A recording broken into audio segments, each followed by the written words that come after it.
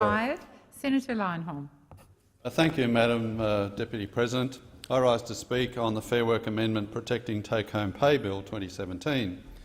The bill would prevent the Fair Work Commission from varying an award if this is likely to reduce the pay an employee actually receives or the pay a potential employee could receive.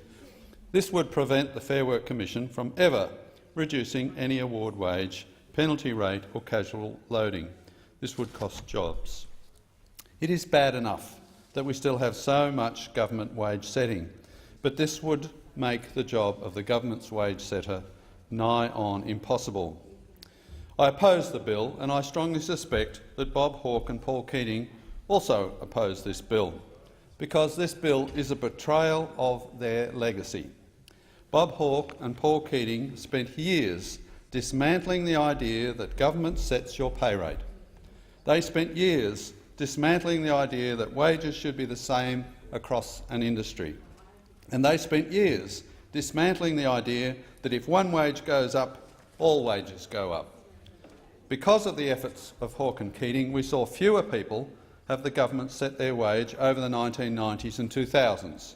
This meant that pay rises increasingly depended on a worker's performance and the performance of the business they work for, rather than on government rulings covering the entire industry and economy.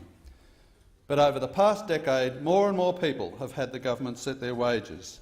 This is a result of Gillard's modern awards that ramped up award wages, leaving less room for businesses to pay above award wages. It is also the result of a rigid interpretation of a better-off overall test in enterprise bargaining, which has made enterprise bargaining inflexible and therefore pointless.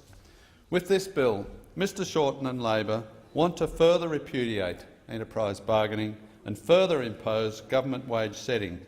It is backwards economics, and if Hawke and Keating were dead, they'd be rolling in their graves.